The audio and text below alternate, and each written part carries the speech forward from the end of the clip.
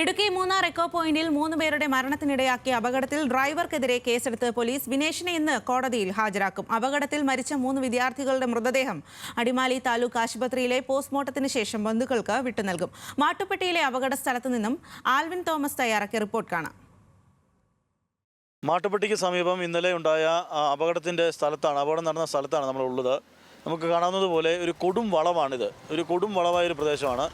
ഇവിടെ നിയന്ത്രണം വിധേയമല്ലാതെയാണ് ആ വാഹനം വന്നത് എന്നുള്ളത് വളരെ വ്യക്തമാണ്. കാര്യം വലിയ അമിതമായ സ്പീഡിൽ വന്നതുകൊണ്ടും വേഗതയിൽ വന്നതുകൊണ്ടുമാണ് ആ വാഹനത്തിൽ ആ ബസ് മറിയാൻ കാരണം എന്നുള്ളത് നമുക്ക് ഒറ്റ കാഴ്ചയിൽ തന്നെ വ്യക്തമാണ്. ഈ വഴി മാട്ടുപ്പെട്ടിയിൽ നിന്ന് നേരെ മുൻപോട്ട് പോകുന്ന വഴി, എക്കോ പോയിന്റിലേക്കൊക്കെ പോകുന്ന വഴിയാണ്. അവിടെയാണ് ഈ കൊടും വളവുള്ളത്.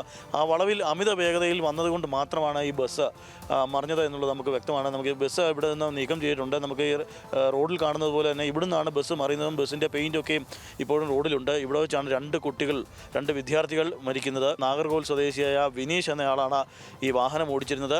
അതുകൊണ്ട് തന്നെ വിനീഷിനെതിരെ ഇന്നലെ തന്നെ മൂന്നാർ പോലീസ് കസ്റ്റഡിയിലെടുക്കുകയും അയാൾക്കെതിരെ കേസെടുക്കുകയും ചെയ്തിട്ടുണ്ട്. മനഃപൂർവ്വമല്ലാത്ത നരഹത്യയ്ക്കും അതോടൊപ്പം തന്നെ അമിത വേഗതയിൽ വാഹനം ഓടിച്ചതിനും ഉള്ള കേസാണ് എടുത്തിട്ടുള്ളത്. പോലീസ് കേസെടുത്തിട്ടുണ്ട്. ഒപ്പം തന്നെ മോട്ടോർ വാഹന വകുപ്പും ഇന്ന് അതിന് പരിശോധനകൾ നടത്തുമെന്നുള്ളതാണ് അറിയുന്നത്. തുടർ നടപടികൾ മോട്ടോർ വാഹന വകുപ്പിൻ്റെ ഭാഗത്തു നിന്നും ഉണ്ടാകുമെന്നുള്ളതാണ് നമുക്ക് ഈ ഘട്ടത്തിൽ മനസ്സിലാക്കാൻ കഴിയുന്നത്. വളരെ ദാരുണമായൊരു സംഭവം. ഇപ്പോഴും 19 പേർ മൂന്നാറിലെ ആശുപത്രിയിൽ ചികിത്സയിലാണ്. ഒരാൾ തേനി മെഡിക്കൽ കോളേജിൽ ഗുരുതരാവസ്ഥയിലുമാണ്.